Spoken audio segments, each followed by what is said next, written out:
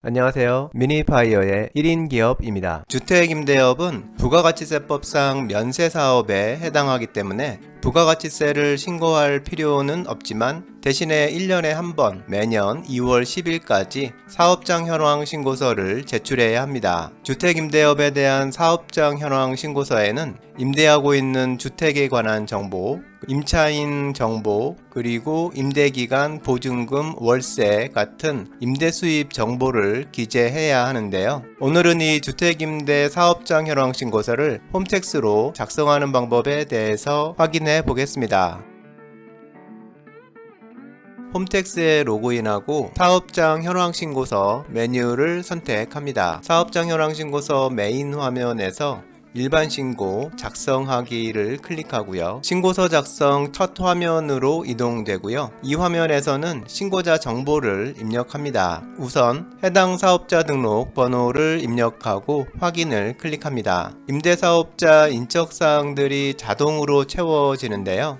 내용들 중에서 변경됐거나 추가로 입력해야 하는 사항들은 직접 입력해주면 되고요. 화면 아래쪽을 보면 첨부서류 제출 유형이 있는데요. 주택임대의 경우 이 중에서 수입금액 검토표를 첨부해서 제출해야 합니다. 이 서류는 반드시 첨부되어야 하는 서류니까요. 꼭 제출로 변경해 주고요. 다음 화면으로 이동합니다. 수입금액 내역 화면이 나오고요. 이 화면에는 오늘 신고할 주택임대 수입 총액을 입력해 줍니다. 위쪽에 있는 표에서는 수입금액 항목에, 그리고 아래쪽에 있는 표에서는 기타 매출 항목의 금액을 입력해 주는데요. 두 입력 금액이 서로 같아야 합니다. 그러면 여기서 주택임대 수입을 신고해야 하는 대상을 한번 살펴보면요. 1주택자는 월세, 전세 모두 비과세니까 신고할 필요가 없고요.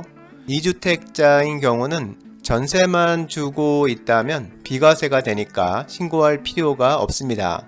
이 두 경우를 제외한 주택임대소득은 모두 임대수입을 신고해야 하고 5월에 임대소득세를 신고 납부해야 합니다. 수입금액이 월세인 경우에는 월세 합계금액을 입력하고, 전세인 경우라면 과세대상 보증금이 있는 경우에는 간주임대료를 계산해서 입력해 줍니다. 여기서 간주임대료는 화면에서 보이는 주택 간주임대료 계산 버튼에서 즉석에서 계산할 수도 있습니다. 간주임대료 계산 화면을 잠깐 보면요. 보증금, 임대기간, 전용면적, 기준시가 등등 임대주택 관련 정보를 입력하면 간주임대료 계산 결과를 바로 확인할 수 있습니다.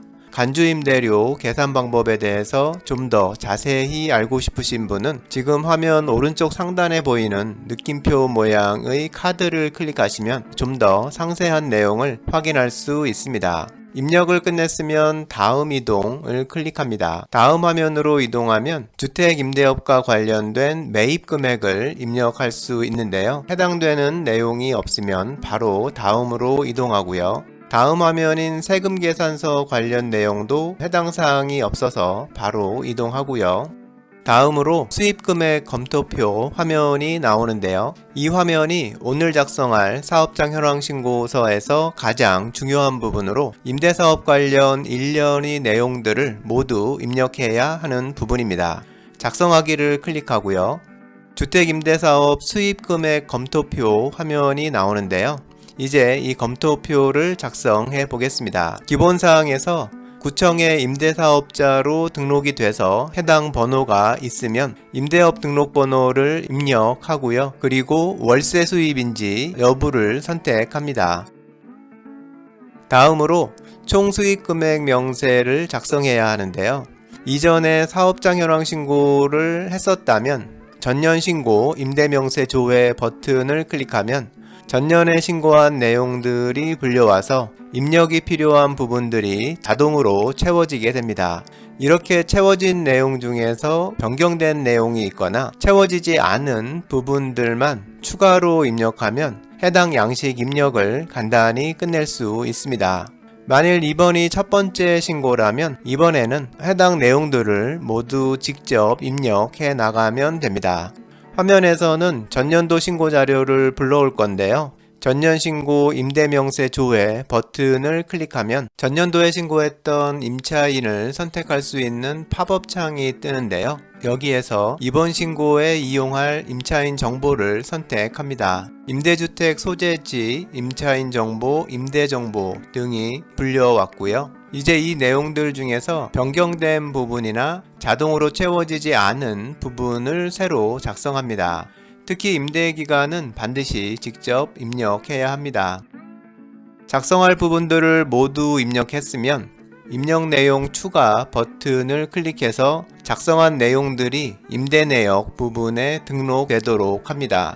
신고 대상 기간인 작년 1년 동안 임차인이 1명이었다면 임대 내역에 이렇게 한 줄만 추가하면 되는 거고요. 만일 작년에 임차인이 변경돼서 임차인이 2명이었다면 각각의 임차인에게 실제 임대한 기간별 임대 수입 내역을 모두 추가해 주어야 하니까요. 임대 내역 부분에 임차인 1명에 한 줄씩 모두 2줄이 추가되어야 합니다. 예를 들어서 임차인 A의 계약은 2020년 3월 14일까지였고 임차인 B와의 계약은 2020년 7월 10일부터였다면 임차인 A의 임대 정보를 입력할 때는 임대 기간을 2020년 1월 1일에서 2020년 3월 14일까지로 지정하고 그 기간의 임대 수입을 정확히 입력한 후에 입력 내용 추가를 클릭합니다. 그러면 임차인 A에 대한 내용이 임대 내역에 한 줄 추가되고요.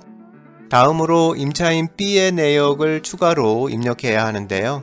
이번에는 임대 기간을 2020년 7월 10일에서 2020년 12월 31일로 입력하고 해당하는 임대 수입 금액을 정확히 입력한 다음에 입력 내용 추가 버튼을 클릭합니다. 그러면 두 번째 줄이 추가되는데요.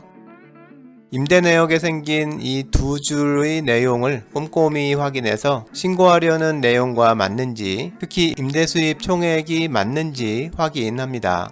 내용이 모두 맞으면 입력 완료를 클릭합니다. 수익금액 검토표까지 작성이 완료됐는데요. 이제 신고서 작성 완료를 클릭합니다. 신고서 제출 화면이 나오고요. 신고 내용 요약에서 신고할 수익금액 합계가 맞는지 다시 한번 확인합니다. 화면 아랫부분을 보면 수익금액 검토표가 첨부된 걸 볼 수 있습니다. 여기까지 내용이 모두 맞으면 신고서 제출하기를 클릭하고요. 신고서 제출 접수증까지 확인하면 사업장 현황 신고서 제출이 끝난 겁니다. 오늘은 주택임대 사업장 현황 신고서를 홈택스로 제출하는 방법을 확인해 봤습니다. 주택임대 수입 내용을 임차인별로 정확히 신고하는 것이 중요하고요. 홈택스로 간편히 신고할 수 있으니까 해당되시는 분들은 2월 10일까지 꼭 신고하면 좋을 것 같습니다. 좋아요와 구독 부탁드립니다.